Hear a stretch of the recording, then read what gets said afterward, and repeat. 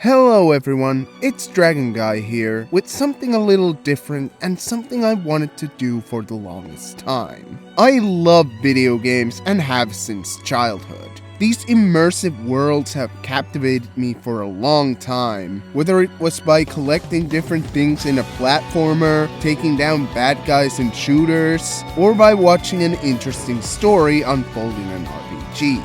It's not really a surprise by this point, but thought I would just make it clear. Gaming is still a dear hobby, and I've been thinking about what my favorite games are for a long time. And I want to share that with the world, the joy I get from these games and why they still stand as my favorites even now. So prepare for a whole load of gushing and even more ums and ers, because yes, this will be mostly unscripted, because this is my top 10 games of all time.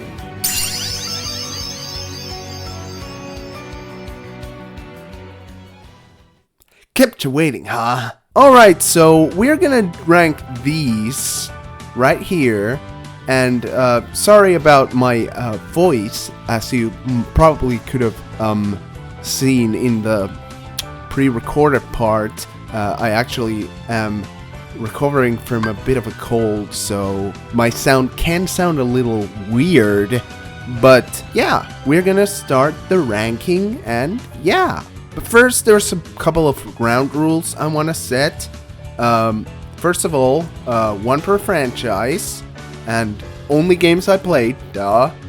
I can't be really promising variety in this list, because some genres will dominate for sure. But yeah, besides the 10 games I have listed here, I also have some honorable mentions, but I don't know if they're any more variable, I guess, than the 10 games I have chosen. And also, light spoiler warning for each game, because I might go into detail about some of the games, and sometimes that might involve me delving into spoilers. But I'll try to be as vague as I can, and I guess that's about it. I'll be using Topsters for this one, because this is actually a little inspired by the About Me meme, or the trend that was going around in Twitter and Blue Sky some time ago. And some people made videos on it, like Nico B. And I thought that I could, like, maybe create some sort of similar feeling by using Topsters. But yeah, and let's begin with number 10. Actually, picking the games for this list, for the bottom half at least, was actually quite, I wouldn't say difficult, but it was kind of tough narrowing down what games I want to put here. So we're gonna begin with this. It isn't showing up. What the fuck? Oh. That's how it's spelled. Damn it. So number 10 is Kingdom Hearts 2 Final Mix. And yeah, when I think about this game, I'm floored. Because never in a million years would I have thought that I would love a Kingdom Hearts game this much. Because when I was younger, I had a very rough time with Square Enix games, especially Final Fantasy adjacent ones, but that's a story for another day. But Kingdom Hearts was kind of, I always saw as kind of cringe, and I don't know why. Maybe it was the designs were like overbearing, I guess. I don't know. Over the top, I guess. That's the better word. I don't know, man. I've come to appreciate, ever since I played this like almost 10 years ago now.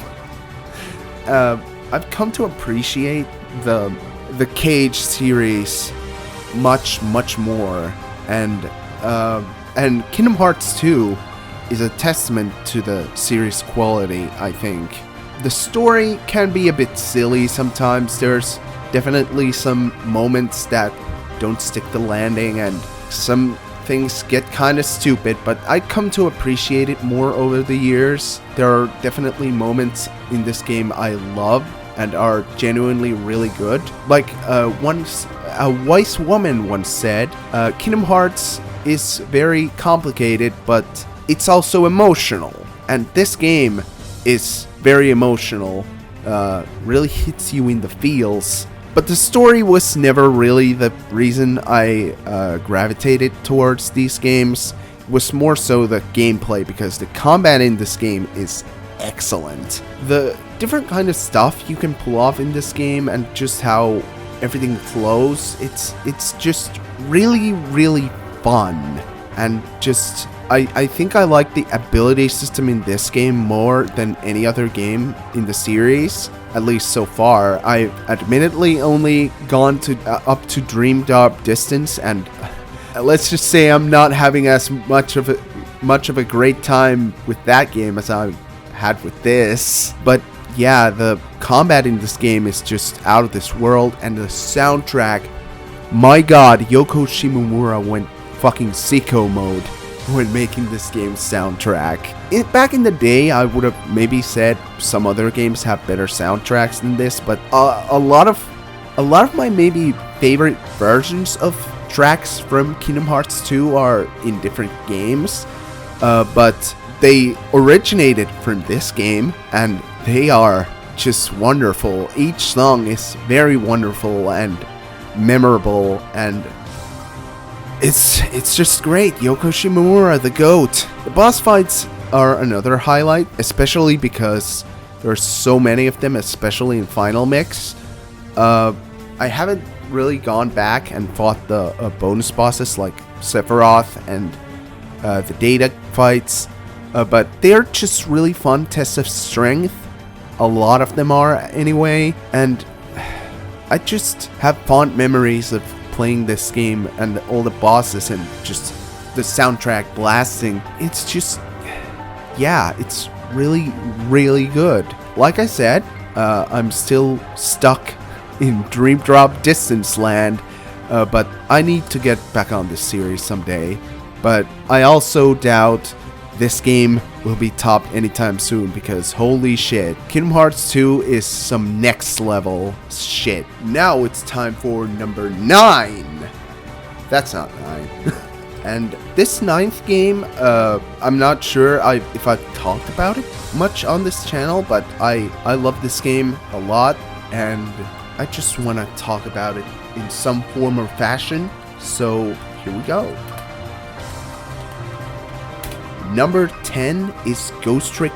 Number 9, I should say, is Ghost Trick Phantom Detective. I just love this game. This game is something else. I could say that about every one of these games, but this game is really something special, man. It might legitimately be the best story I've ever seen in a video game, because it's filled with so much good stuff. It has so much character, and the characters are really great, but the plot itself is just really feels really fresh and just something I've never seen in another game before or since. I mean, there are obviously games about time travel and games about ghosts who try to discover how they were killed. There definitely are those kinds of stories, but this game is just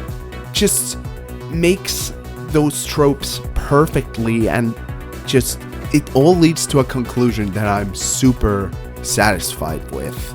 This is the one game I wish I could go experience blind again, because there's so many twists and turns in this game that just boggle the mind, and it's just exciting. And I now only realize that the first time I played this game, or I actually watched this game on YouTube, I watched it in very fragmented order, and that wasn't really the way to experience this game. So I really would love to forget all about this game and just play it again. The gameplay is also really smart, like the puzzles are like really good. The whole 4 minutes before death thing works really well, and it utilizes the touchscreen of the DS really well, and it's even really well adapted into like big screens with the HD remaster. It's just really fun. It's just a really fun game, and this game just constantly leaves me speechless. Like, I don't know, man. This is definitely one of Capcom's best games they've ever made, and there probably won't be another game like it, like, ever. And people need to play this at least once before they die. This is a game I would put into that category, like, what games do people need to play before they die or once in their life? This is one of those games. Go play this game, please! Alright, on to number 8. This is a bit of a hood classic and probably something you can't ever predict what it could be, but yeah.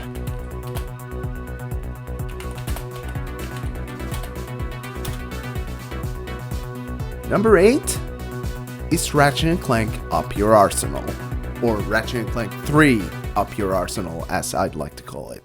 This game is absolutely one of the hood classics.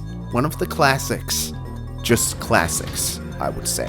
Technically, this could be counted as a shooter, because it's more of a shooter than a platformer, because if you don't know, Ratchet and Clank are shooter/platformer hybrids. But this is definitely one of my childhood favorites.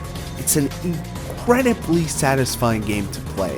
The gunplay and the platforming feel just so good, and at least gameplay-wise, I feel like this is the culmination of everything Ratchet and Clank was building up to, at least at the time. Everything feels so fully realized. The guns, like, they were already, like, made better in Ratchet and Clank 2, but Ratchet 3, it really ups the ante when it comes to the arsenal, because up your arsenal. But I don't know, this just feels the most fun out of the Ratchet and Clank games for me, because it just has that tight pacing of gameplay and story, which, by the way, is so much fun. Thank God they actually hired a writer and not just like bumfuck it like with Ratchet 2 story, because Ratchet 2 story, let's just say I'm not a big fan. But yeah, the gunplay and the platforming are really good.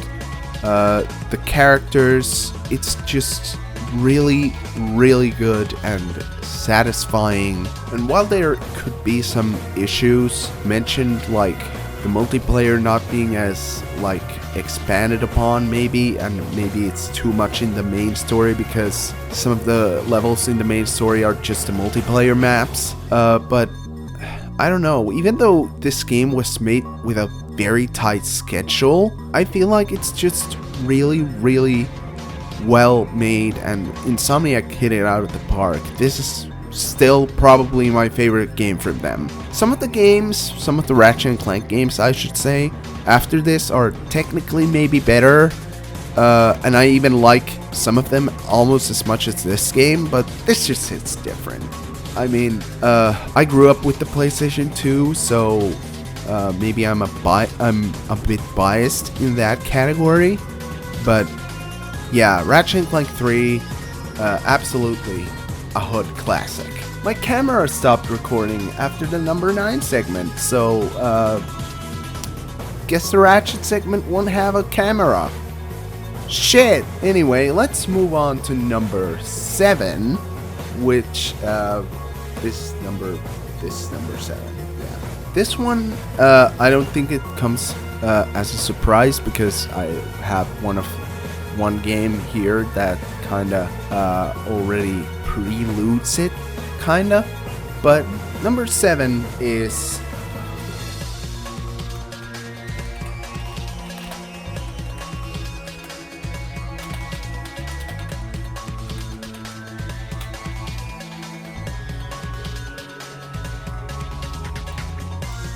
Phoenix Wright Ace Attorney, specifically Ace Attorney 1.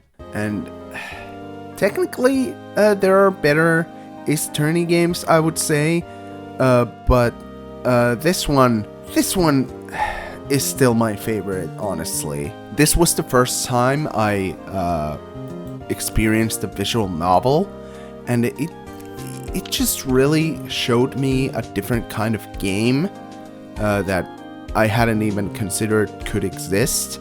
The kind of courtroom simulator probably sounds kind of boring to some people, but it's definitely not boring because Ace Attorney's gameplay loop is just so satisfying and just so brilliant, actually, because nailing the right answers and getting the witnesses to break down is just so fucking satisfying, and just having that aha moment and being kind of a detective when you play as a lawyer, but you're almost like a detective most of the time. But yeah, it's just super great.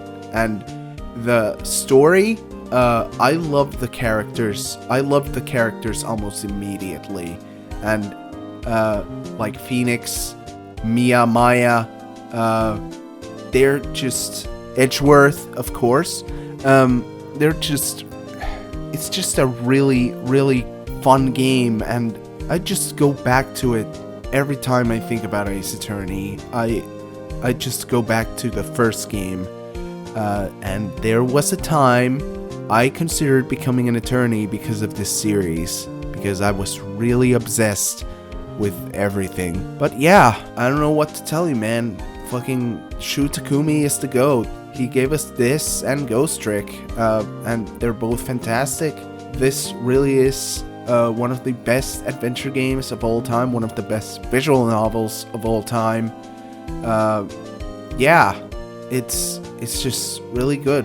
The solidest of adventure games ever made.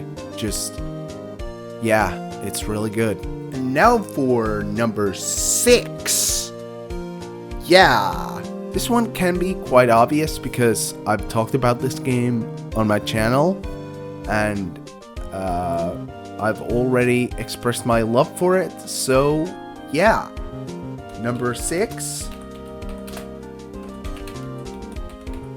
is Pokemon Platinum.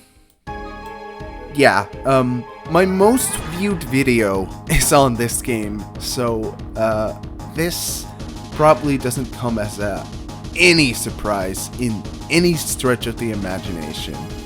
I love Pokemon, I love Platinum, and it's just really good. Platinum is just so replayable and so fun to go back to, and it's just, I don't know, man, I just have a blast every time I boot up the ROM, or the I should say cartridge, because I don't condone piracy. No way. There's a lot of qualities I love about Sinnoh in particular.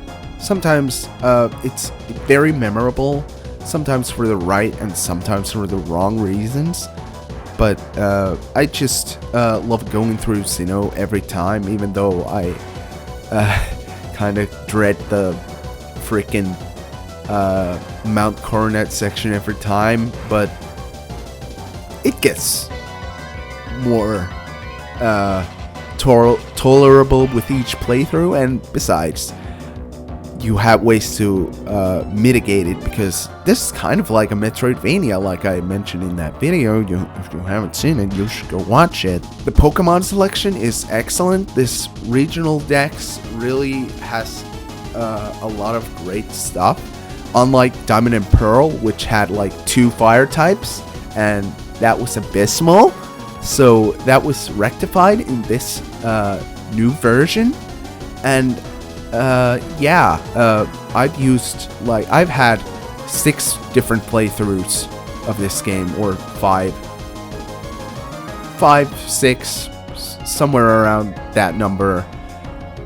Different playthroughs with different teams, and just, that's one of the best parts about this game, is the team building, and just trying out new things. Fucking a lot of Pokemon have become I've come to appreciate them more because of how they performed in Platinum. Like Abomasnow is really cool. Toxicroak, I never really thought of much of Toxicroak, but he's cool as well. And thinking about it, I kind of realized that I actually love pretty much every character in Sinnoh, like not counting like what random NPCs or whatever, but just I can't think of a single dud right now. At least out of the main story ones. Maybe the Frontier Brains are a bit shit or something, but even then, like maybe it can be partly because of the Pokemon Adventures manga, because they put those characters like into overdrive in that manga, but in this game, I think I love all the characters. They're very good. And this game also has kind of an underrated soundtrack, to be honest. Like, there's a lot of memorable themes in this game. Yeah, actually, I forgot to mention that the previous game also has a banger soundtrack. But yeah, Pokemon Platinum, one of the GOATs, one of the best of all time. Definitely one of my favorite DS games. One of my favorite handheld games, period. And yeah, it's just really freaking good. And now on to number 6. This is a bit of a hot take, I might say, because this game has been going through what I'd call the opposite of a renaissance. So yeah,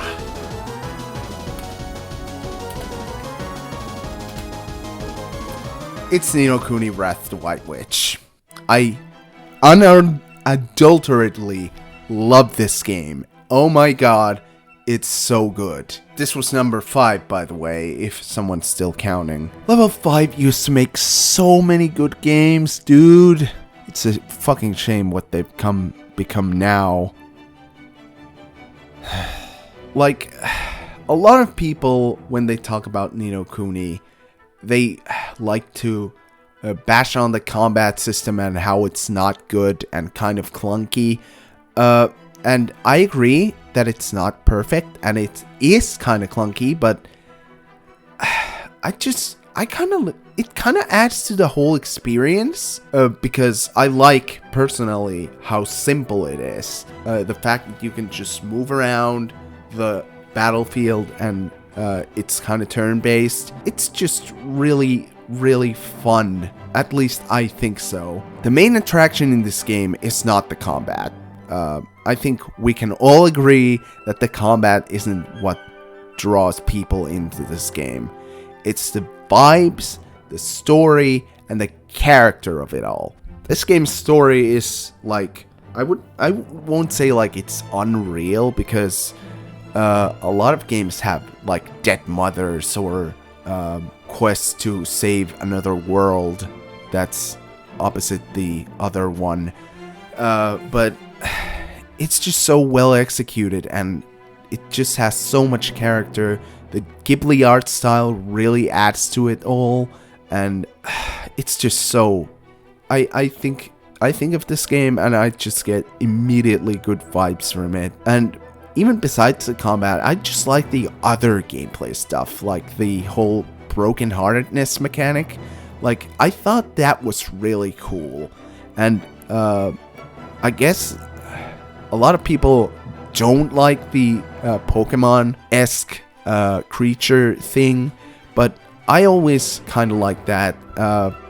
It isn't as like in-depth as Pokemon, obviously, which is ironic considering this is just above Pokemon, I just realized.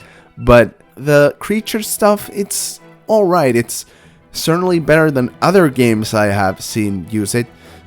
Tales Symphonia Dawn of the New World. Then there's the whole White Witch stuff, which is exclusive to the PS3 version, which is the only version we got in English. And it's a bit tacked on because I think the boss fight before that is absolutely amazing, and it's like the original ending is really good, but I don't really care, honestly. The White Witch stuff I could do without, but I don't know, it's just whatever. I don't really care. This game is already amazing, and yeah, this game also has kind of a, I wouldn't say underrated soundtrack, but this is actually composed by the composer of many Ghibli movies, Joe Hisaishi, I believe his name is, and that just adds to the atmosphere a lot, and the, like I said, the vibes, which is just immaculate. I need to try Ni no Kuni 2 at some point, but I already know, because I've seen it in action, I already know it won't be as good as this one. Because the story is very, very disappointing in that game, but the gameplay, the combat, might actually be better.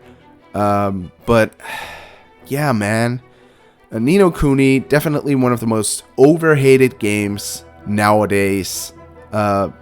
This game is still special, even though it came out during the JRPG drought, and everyone thinks, oh, Ni no Kuni is just, people think of it fondly because it came out during a time where there weren't many high-profile JRPGs. No, this game is really special, still really special. This game right here is still really special. I can't, like, guarantee that you'll like it if you go play it now.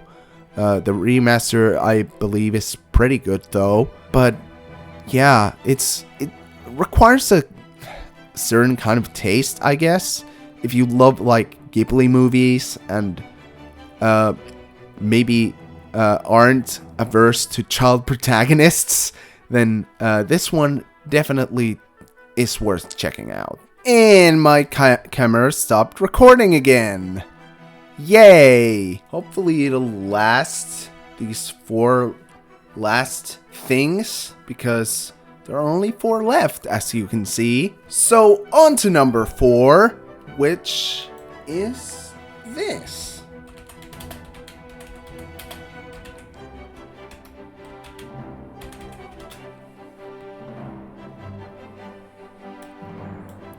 So yeah, number 4 is Super Mario Galaxy. What a fucking game this is. This would probably be my favorite game if I had no personal attachment to the 3 other games that we're about to talk about. I was captivated by this game from frame 1. I remember reading gaming magazines and looking at like other videos when this game was coming out, and I was just, I need this game, and this is actually the game why I got a Wii, and probably a lot of people why they got a Wii, and everything about this game is just perfect. The level design, how Mario controls, the music, and even the graphics, which even though Wii is a underpowered console, the game still looks really, really good. Also, thought I'd just mention, Rosalina is a great character as well, even though I personally didn't like delve into her backstory that much. I have since delved into her backstory, but she is a great character and a great addition to like the Mario universe. But this game just gives me so many feelings every time I think about it. It's just really, really good. Maybe it's a little bit too linear or something, but it's just so easy to understand that it's Mario in space, and that's just, I don't know, man. I don't really mind that it's not open as 64, Sunshine, or Odyssey, because it's easy to get and understand, because every level just works, at least most of the time. Man, this game was really Nintendo at their peak. This game will have a lasting legacy, and it is a modern classic for sure. In fact, I would say it is already a classic because it's almost 20 years old. But yeah, Super Mario Galaxy, peak gaming. Absolutely peak gaming. And I don't know if it will be ever topped. It's just epic and great, and yeah. Alright, now on to number 3. These 3 games are basically what define me as a gamer, I suppose. Well, Galaxy 1 as well. But these 3 next games pretty much defined my tastes and just made me who I am. So let's start with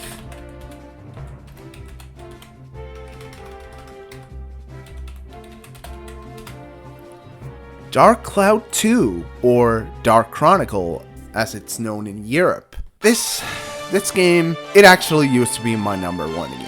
This game is just magical. Just, yeah, level 5, at it again. Similar to Ni no Kuni, it has that kind of pleasant vibe to it, like the soundtrack and the story. Like, the story is very fairy tale like, feels almost magical, like kind of like Ni no Kuni, but I think this game's vibe is more fairy tale like, if that even makes sense. The gameplay is also really fun. I like leveling up my weapons and building the towns and just restoring the world basically. Dark Cloud 1, I believe, also did this same thing, but it's just so much greatness. It's just, the bosses are really memorable too, for right or wrong reasons. I don't know. Some of them are kind of bad, but some are really good.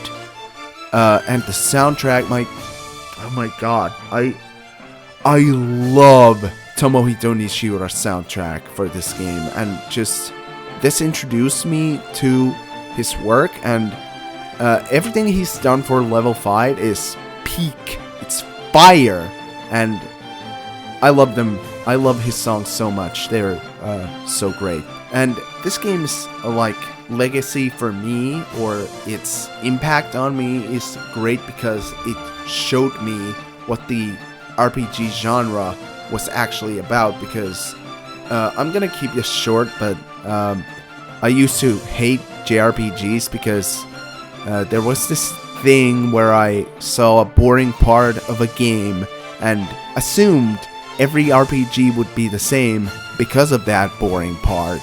It's a story for another day, basically. But this game just showed me how special it all could be. And yeah, man, Dark Chronicle is still magical and still great.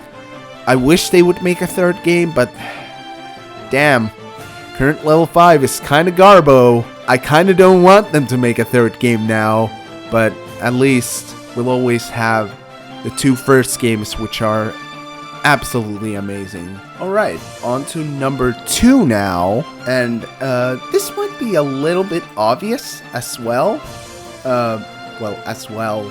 This wasn't, I don't think I've talked about it this one at length, but I feel like this might be obvious, so Sly 3, Honor Among Thieves. This game, another childhood game, and this is one of the first games I ever played, and just, it is one of the best still to this day. I love the Sly Cooper series. It's been there since my childhood. Like I said, one of the first games I've ever played, and just, there's so much charm. The comic book cutscenes, the different characters, cel shading art style, it's just magnificent. And Sly 3 was probably one of the first games I ever played where I actually gave a shit what was going on. Because I remember when I was little, I used to skip cutscenes a lot to get to the gameplay, which is kind of understandable for a kid to do because they just want to play the game. But You couldn't skip the cutscenes in Sly 3 or 2 or 1 for that matter. I gave a shit about these characters and this story that was being told. This game is probably this game is the most polished out of the OG Sly trilogy. There's no unnecessary bloat, level design is tighter, and everyone, and I mean everyone, feels good to play. Even the new characters, like, I know this game gets a lot of flack. It's the Spyro 3 syndrome, so to speak, that it has so many characters and they don't feel good to play or whatever. But I just love every single character in this, and that doesn't just go for the gameplay, it goes for the character work in the story as well, because this just feels like the peak of the series for me in terms of character work. Their attitudes even are a bit of a shift from the two previous games, where they're a bit more snarky towards each other. But in this game, they really do feel like friends. And while the whole snark thing was fine and definitely showed that they were close, and there is a moment in Sly 2 especially which showed that the characters were very close, like Sly, Bentley, and Murray, the main trio. But the character work here is so peak and so fire. I would even go so far as to say this game's progression is really great, because in every level you get something new. You get like a new playable character or even a new mechanic, and just, yeah man, it's just awesome. And even though the story might not be the best in the series, some people argue it's not, and some people think Sly 2 is the better game and stuff, but I don't know. I've always preferred Sly 3. Even if the series never continues, this one is still a W, and I firmly believe that maybe if we get a 5th Sly game and it's like made by competent people, because Sanzaro Games isn't around anymore and Sucker Punch has moved on to other things, I feel like it could very well top this game. But I don't know, maybe there's something in some people to make the perfect Sly game at some point, but I don't know if that's happening, to be honest. Alright, now that we're done with 10 through 2, let's have some honorable mentions. First, right off the bat, it breaks my heart to leave out Donald Duck Quack Attack from my actual list, because it is a very dear childhood game. I played that game to death, and it might actually be the first game I've ever played. Yeah, it's a really good one. Persona 4 Golden has also been quickly climbing its way through the ranks. I started it like last year, and it's great, man. The vibes are immaculate. I played Persona 3 prior to it, so it's like amazing how it feels different despite being on the same console and engine. It's Persona 4 is really good. I love the characters, the music, the battle system even is really expanded upon from Persona 3. Of course, there's Persona 5, which I know is better in gameplay department, maybe, but I really like Persona 4. And then there's Kirby's Return to Dreamland, which is probably my favorite 3D platformer. I know the super abilities aren't like everyone's cup of tea, but I personally love that game. It's just really good, and especially the co-op. I love the co-op in Return to Dreamland. It's just chaotic fun, and it's just really good. Then there's Devil May Cry 5, which probably has the best combat out of any game I've ever played, and the story is really good. It's probably the closest I have to a dream game, because the story is actually really good, and the combat is really deep. Yeah, man. I wish more hack and slashes were like this. Then there's Yakuza 0 and Spider-Man PS4, which I'll talk about together because they're I have kind of similar reasons for liking them, because they're both excellent action games and they have breathtaking stories, and they're the easiest 10s of my life, but they just missed the list by a little margin, I'd say. But they're still both really good PS4 games, really good modern action games. Then lastly, we have Sonic 3 and Knuckles, which is pretty much untouchable now. No other Sonic game I can think of comes close. I used to really like Sonic Colors, but I've gone a bit down on that game. Not that the game is bad. I actually like a lot of the 3D Sonic games, but Sonic 3 and Knuckles, it's just hits different. And now, drum roll. There's no drum roll. On to number 1, which again might be pretty obvious, but yeah, I've already mentioned this game is my favorite in a previous video, but here we go.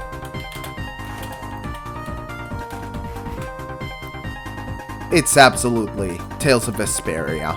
Still number 1, still the king. I adore this game, man.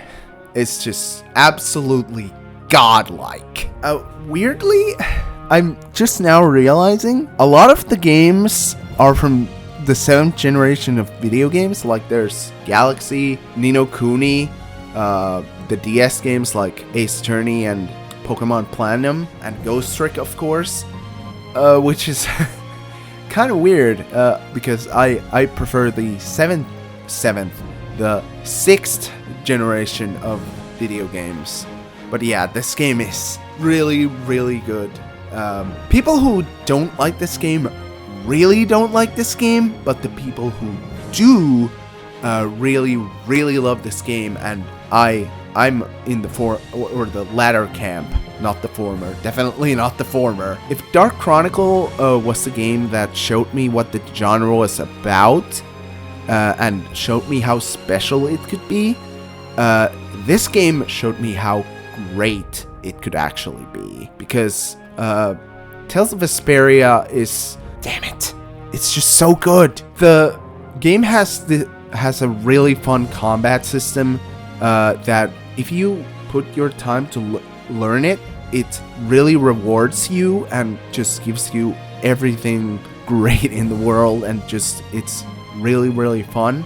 I personally didn't learn it because I'm a stupid bitch, but I still like the combat system in this game, even though I didn't learn manual canceling. My combo game wasn't really all that amazing, but the system gets more fun as the game goes on, and the level of progression with the combat system is just smooth as butter, and I love that about any combat system, any game that has like a progression system. I love that when the progression is smooth, and just Tales of Vesperia does it extremely well, I think. And it has co-op. In case you don't know, I am a twin, and co-op games were kind of like our thing, or are still kind of like our thing. Even though I say that, but I primarily play single player games. My brother also plays a lot of single player games, but the co-op really is something great, which I want in every single Tales game, god damn it! Then there's the visual style, the graphics, which so striking. I love the cel-shaded look this game goes for, and it's probably still, after like almost 20 years, it's still my favorite looking Tales game. And the soundtrack is fucking incredible. It's another underrated one, Motoi Sakuraba, the GOAT. Some people say it's annoying, some of the themes are kind of annoying, but I don't know, I still like a lot of the songs in this game in particular. Now my camera overheated, so we're gonna have to do the rest of this without a camera. Great! But yeah, the story and the characters in this game are so special. The story's themes and subtlety are not appreciated enough. I feel like the story is very underrated.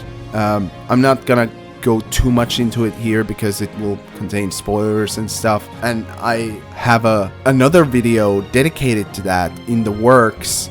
So yeah, it's just very underrated, and people don't put too much stock into this game's story, and it's basically the reason why the haters of this game hate this game.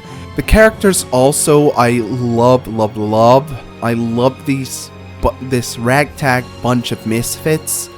They feel like a tight-knit family by the end, and they just, all their personal journeys they go on is just really captivating to me, and just the whole dynamic they have. The skit system in Tales games does a lot of heavy lifting for this game in particular, but it's just really good, man. I love these characters so much. I wish they were real.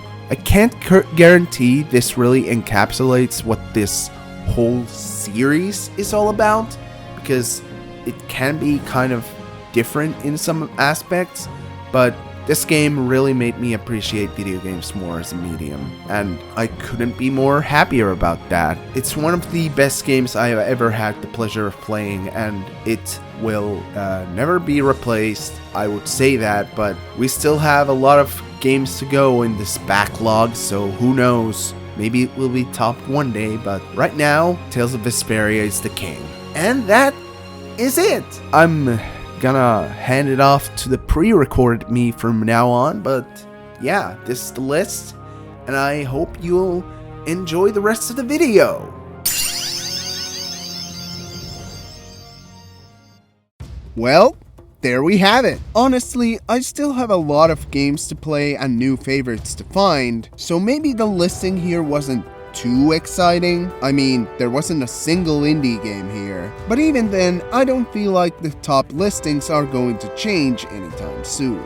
But perhaps someday we can return to this topic in some form with even more games in the future. Maybe then there will be some actual variety. But regardless, I hope you all enjoyed my ramblings about these games I love so very much. And feel free to tell me, what are some of your favorite games? Perhaps we share some of them? Let me know in the comments as per usual. But until next time, like, comment, and subscribe.